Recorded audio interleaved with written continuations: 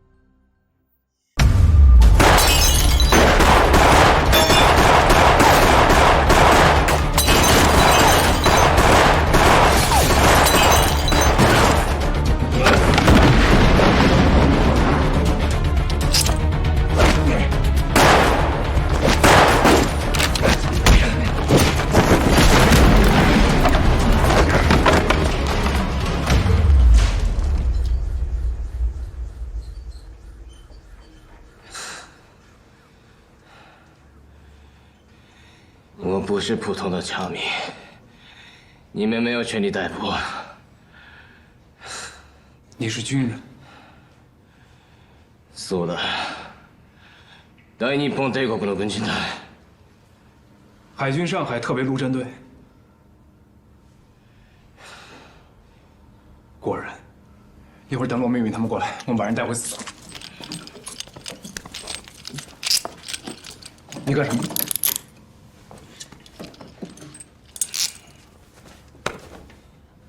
司所处理不了你的案子，我把你带到16部分局。你要把人交给16部分局，这本来就是分局的案子。你看着我回答。你要把人交给冯广云。我现在是停职，不是被撤职，我还有机会做警察。陈高，你知道自己在干什么吗？二白他们会帮你打开的。走，陈高。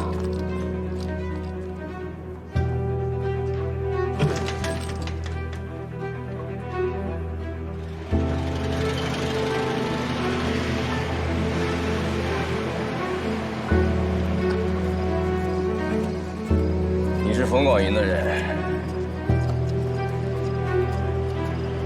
你明白我的意思？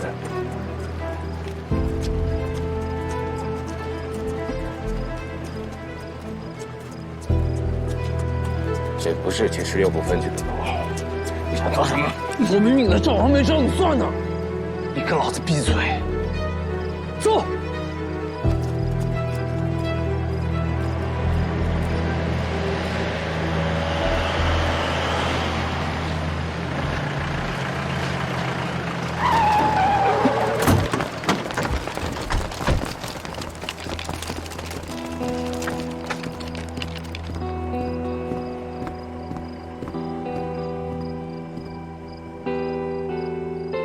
陈队长，我们又见面了。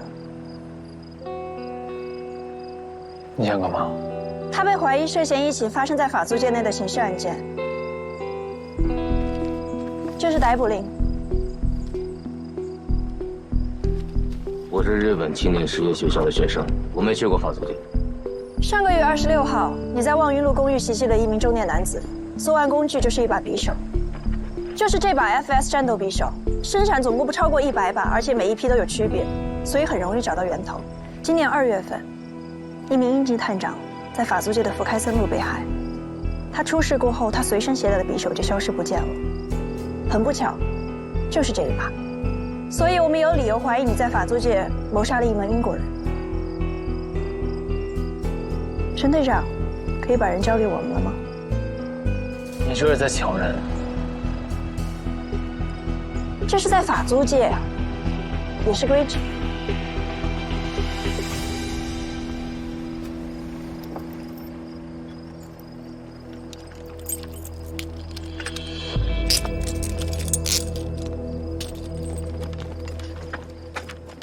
收队。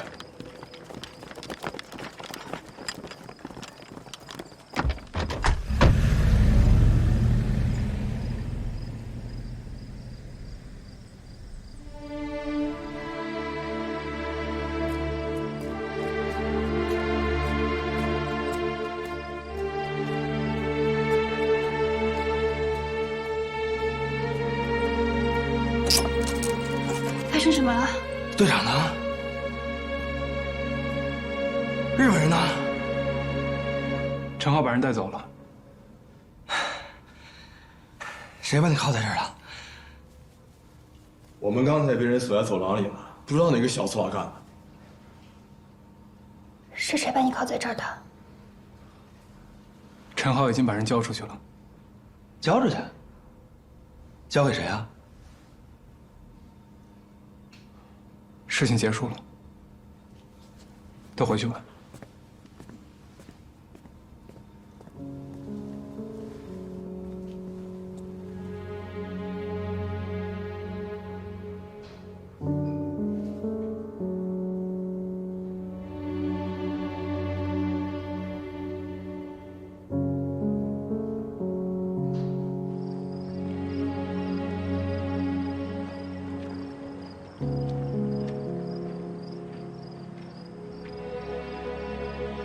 高木怀已经被带回去了，现在关在中央捕房。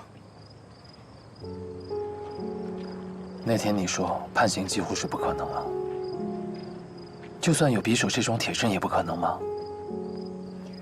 日本在上海，在法律上没有真正意义上的租界，但是他们在虹口有军事力量，在工董局有日侨专职董事，在巡捕房，他们有上至三立新东洋大班，下至东洋三道头的日侨巡捕。这几年，他们的势力已经越来越不一样了。那些犯了法的日侨，只会被移交到日本领事馆，英美法巡捕根本无权干涉。那移交之后，他们就是自己的裁判，处理自己的运动员。对，大多只是罚钱了事，但是还是有一部分会因为工部局和工董局的指控被引渡回日本。那如果像是被国民政府的警察逮捕，最后换来的就是谭世远的暗箱操作，悄无声息地给放了。我恨不得马上把他们死刑，把他们枪毙。但我知道是不可能。先让他们回日本苟活着，至少也算把他们赶出了上海。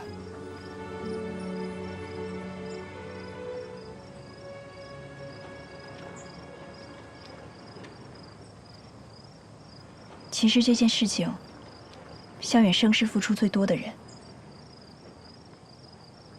但是现在，我可能不能告诉他。如果向远生知道谭世元有问题，他会利用自己的条件去调查他，这会带来太多变数，不利于我们救人。利用他的条件？对。陈浩，你可能不知道向远生的身份。我知道。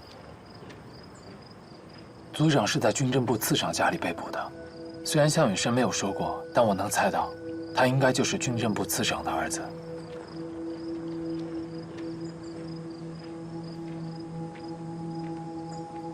石小姐，我一直想问一个问题：向远生会是我们的同志吗？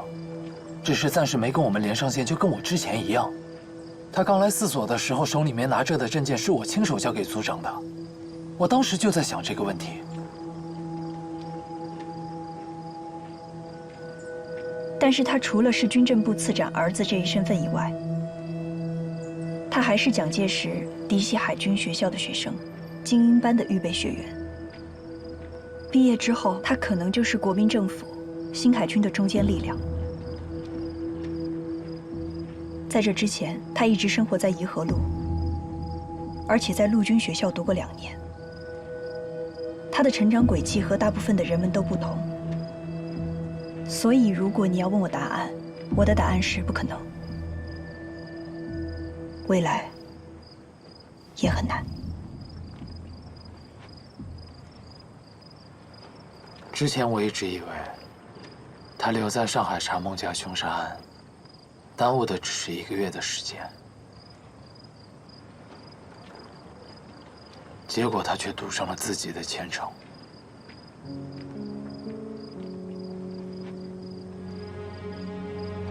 向远生虽然和我们是2条路上的人，但是我们的目标是相同的，只是出于对组织的保护，我们既不能告诉他，也不能让他参与其中。我明白，不管是出于对组织的保护，还是他自己，都不能让他卷进谭世远的事。我会让他离得越远越好。只不过，我已经把他当作生死之交了。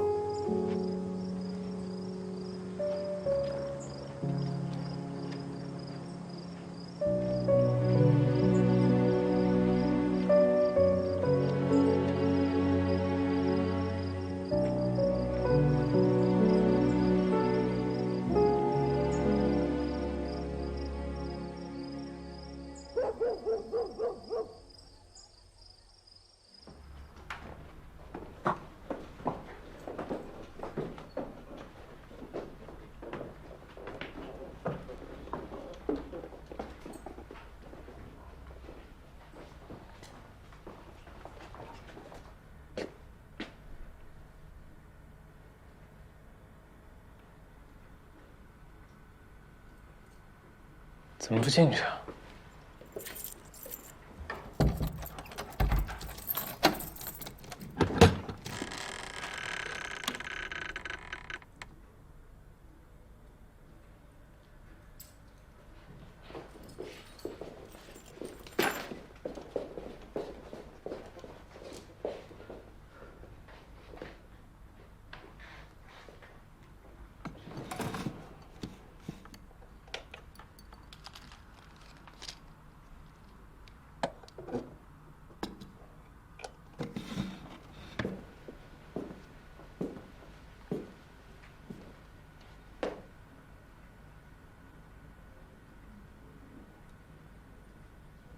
本来想把人叫到分局，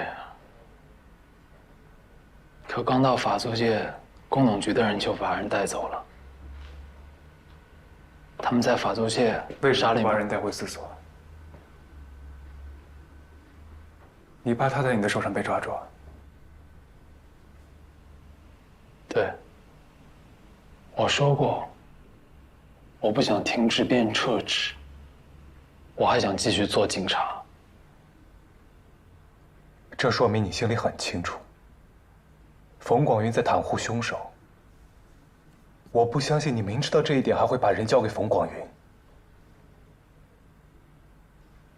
你真以为我是个永不妥协的人？冯广云有问题，也只是一个冯广云。分局上面还有上海市公安局，还有副局长、局长。如果你信不过国民政府的警察系统，你为什么还要继续当警察？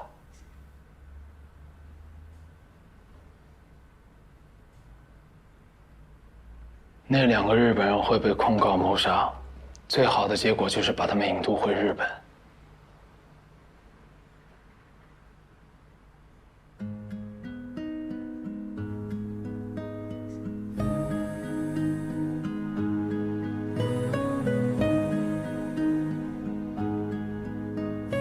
就是最好的结果。对，这就是最好的结果。我只能努力到这儿了。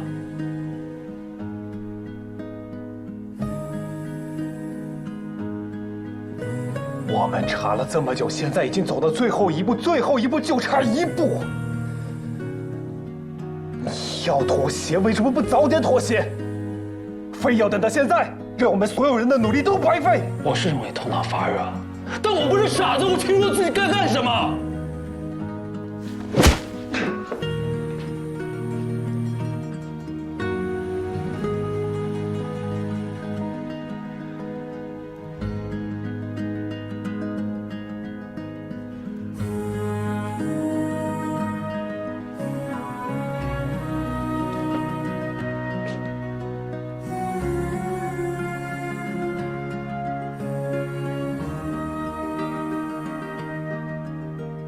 你有想过李秋实？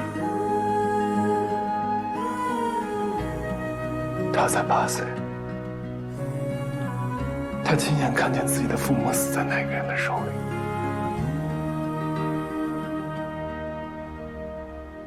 还有罗明明，他为了抓住凶手，差点被打死，他都不肯松手。你想过他们俩吗？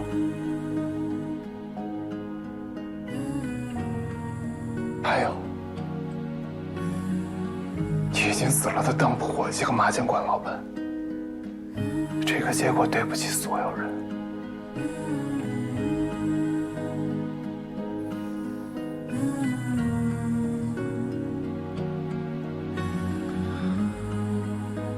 我以为我们合作到现在，起码你会提前跟我商量。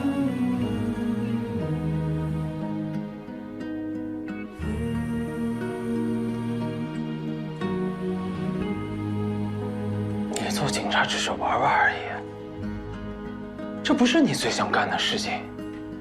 上海待不下去了，你可以回南京，可我跟你不一样，这是我的前途，我不闹前途开玩笑。我不需要跟任何人商量，从今以后都不想提这件事。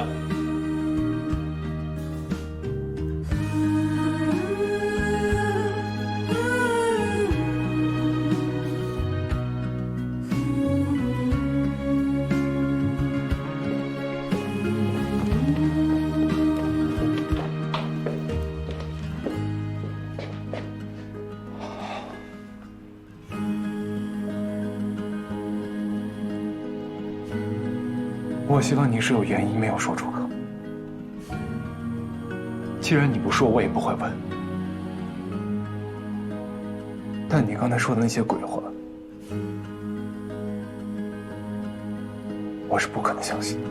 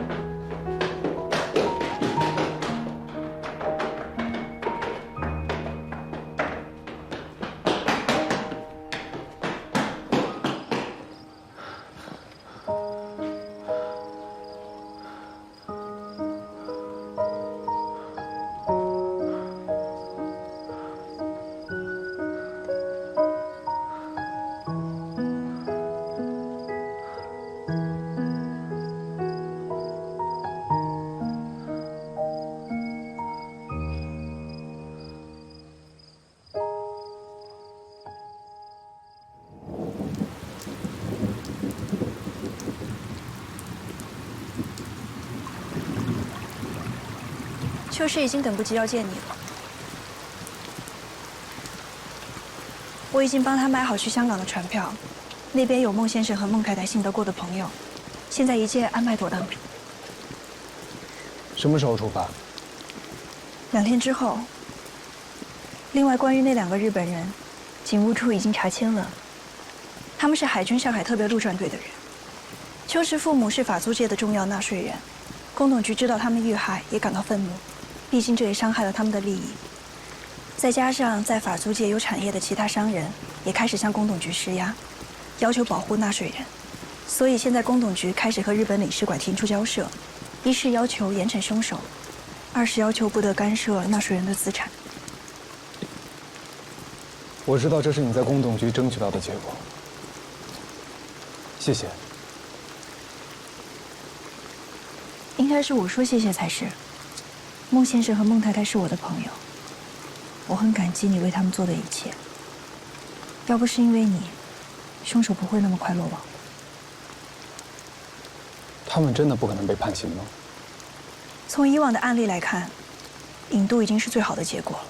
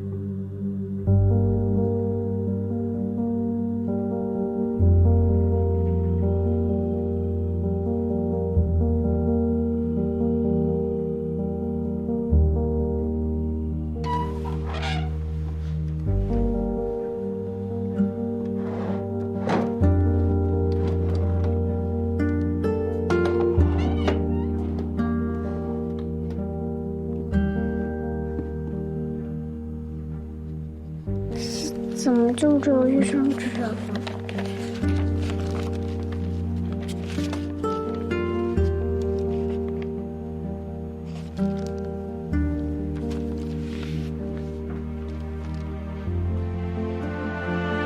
狗力设计，死生已知。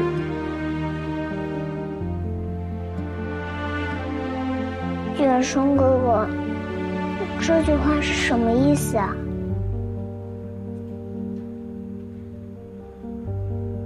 如果一件事情对国家有利，个人或生或死，都会去做的。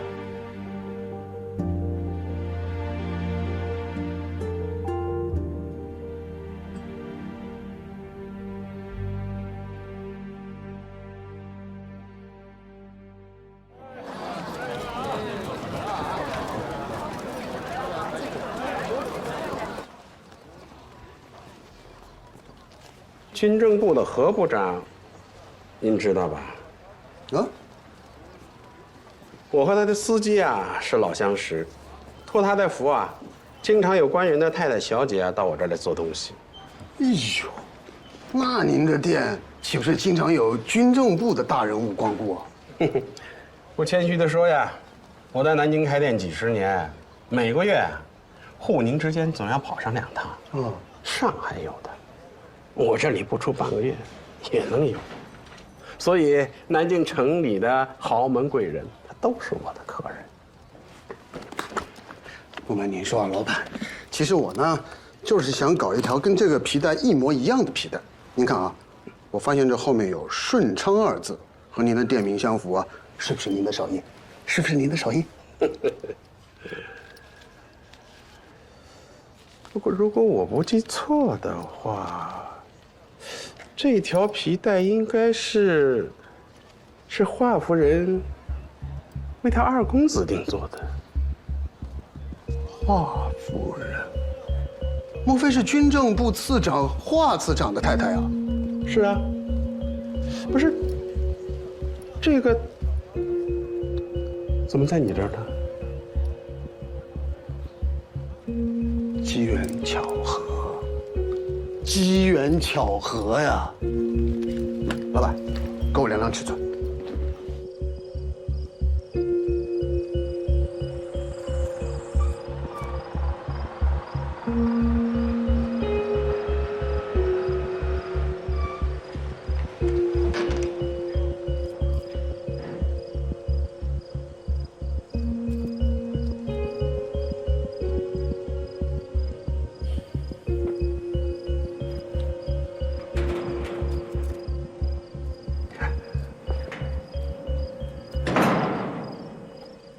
李队长，哎，久等了啊！没关系，没关系。秘书长他怎么说？他允许我逮捕华晨吗？秘书长问，还有没有其他的证据啊？没有。但这条皮带已经完全可以直接证明华晨跟共产党有来往。侦查队现在有理由逮捕华晨的。你告诉郭秘书长一声，就说我逮捕张润京到现在时间很短，华晨很有可能完全没有发现我掌握了他的证据，现在逮捕他是最佳时机。邓明远跟华晨之间除了是师生关系之外，您还有没有查到他们之间有没有其他的关系啊？那倒没有。邓明远现在已经没有利用价值了，只要郭秘书长允许我逮捕华晨，我能从他身上审到我任何想要的证据。魏队长，明天啊，邓明远就押解来南京了。他只能在你们淞沪警备司令部留这么最后一天。要是您还不能抓住机会再得到什么其他证据的话，恐怕秘书长不会同意您逮捕华晨的。皮带不够是吗？秘书长办事一向要求稳妥。哦，对了，魏队，下次就不要直接来这儿了，毕竟这是在首都，啊。咱们这样的见面，容易让别人引起误会，是在干扰调查。对，是属下考虑不周，抱歉。那就不送了。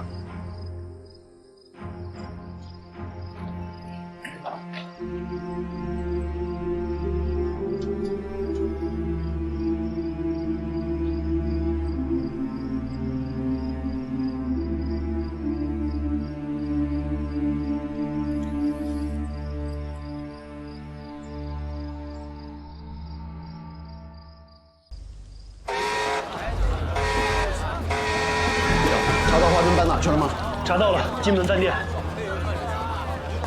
邓明远那边什么情况？南京来的人已经办完全部交接手续，再有1个小时就出发。高平润，你赶快回去向参谋长汇报我们在南京的最新进展，务必给我再争取1个小时。知道了。我得再审一遍邓明远。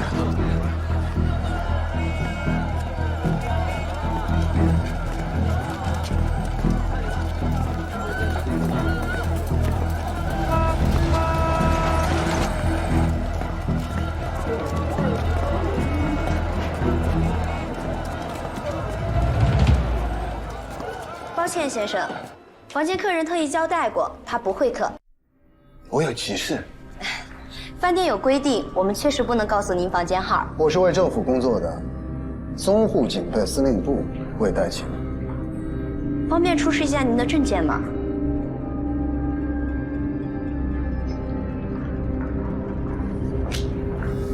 谢谢。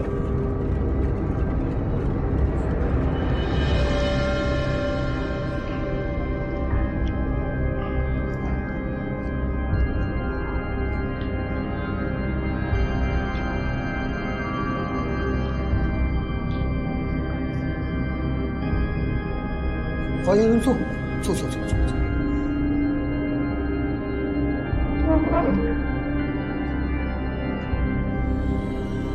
我不记得跟魏队长打过交道，找我有什么事儿吗？华先生，我们俩见过，那天在南京，你家？那天正好是华次长的寿宴。不过我是去执行任务的，逮捕的邓明远。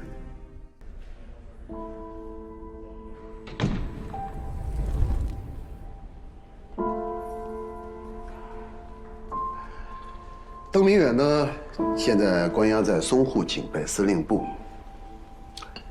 我知道啊，你出于个人的原因一直很敬重他，他毕竟教过你嘛。虽然我们跟他立场不同，但到了这一步，人也不能太过无情。那点尊师重道，我还是可以理解的。如果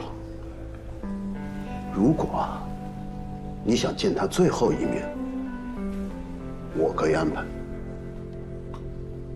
当然了，如果你想避嫌的话，那就当魏某人白跑一趟了。最后一面是什么意思？1个小时之后，邓明远即将押解南京。到了南京，即刻执行枪决。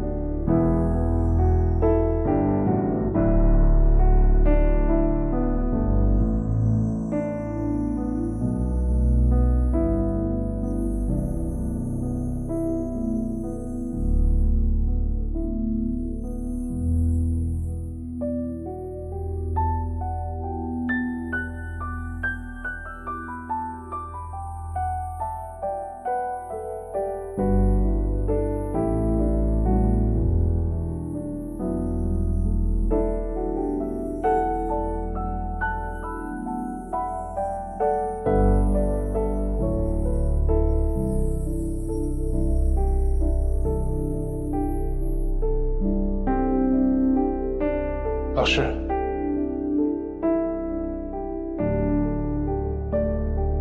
华珍，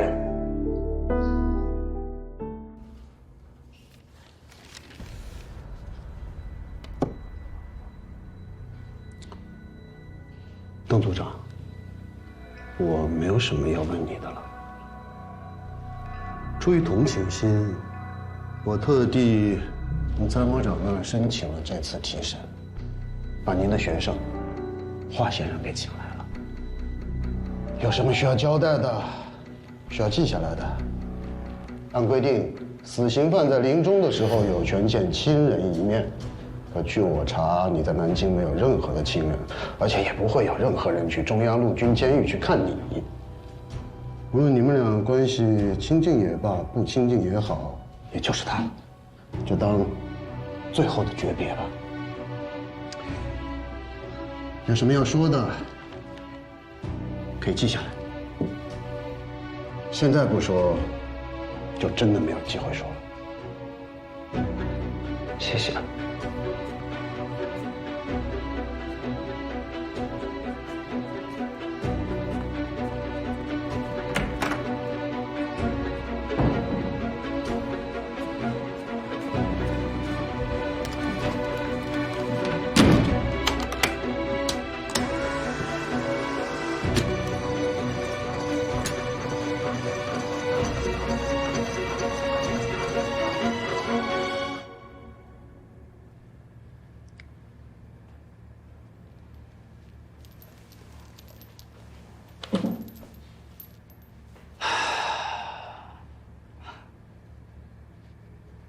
上次在南京见到你，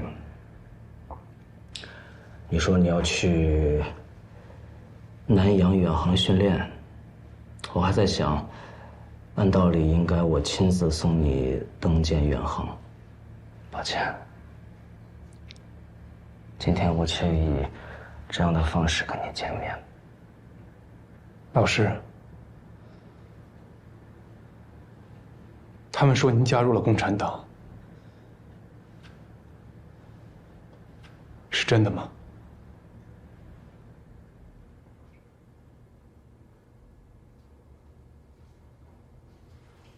您曾陪伴先总理南征北战，是战士也是功臣。学生实在不理解您的选择。每个人都有理想，而且理想会决定他的判断和努力的方向。我的理想就决定了我的方向。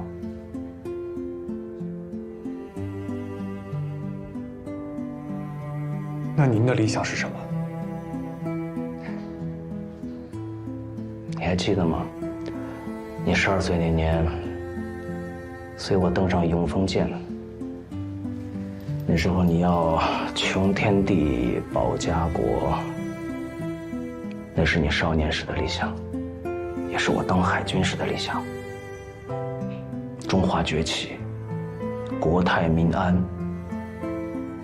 到今天，我的理想依然如此。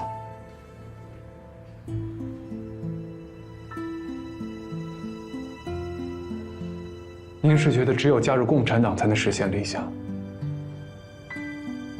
所以你和他们站在了一起。5年前，东三省沦亡，现如今，华北5省朝不保夕。有人说，妥协是为了不陷入战争。什么是战争？往往在你无力于战争的时候，战争就爆发。从甲午海战痛失台湾一直到今天，能战者方能止战。他们不懂这个道理吗？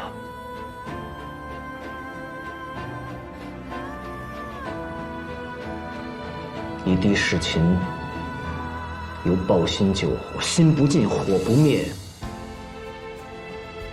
大敌当前，国家危难，不谈党派，不论出身，都应该奋起抗争。我中国5000年历史之民族，岂能亡于区区3岛倭奴之手？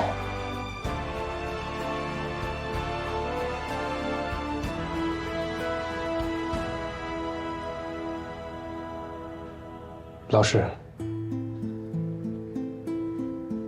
在南京的时候，我曾问过你，抗日不是政治，东北沦陷，华北事变，我们终有一天会和日寇一战。如果真的到了那一天，您会重回战场吗？会，一定会。现在我终于明白了。您从未离开过战场。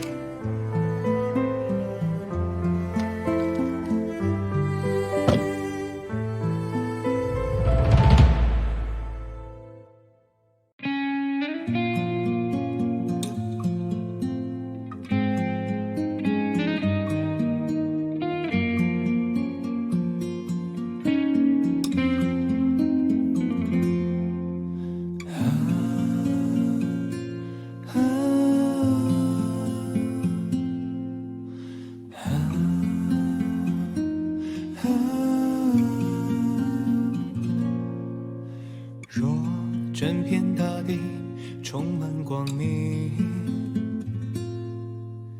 又怎会期盼闪耀的星？藏些许微光，人间流浪，写温柔的诗，清风吟唱。满天散落的星辉，无言把彼此路照亮。每颗心都无恙，别怕，也不会太长。他走过彷徨，前往远方。他踏着月光，寻找方向。风吹散孤单，又吹来无常。夜终将过去，黎明又明朗。满天散落的星辉，无言把彼此路照亮。爱每颗心都无恙。不会太长，别怕，也不会太长。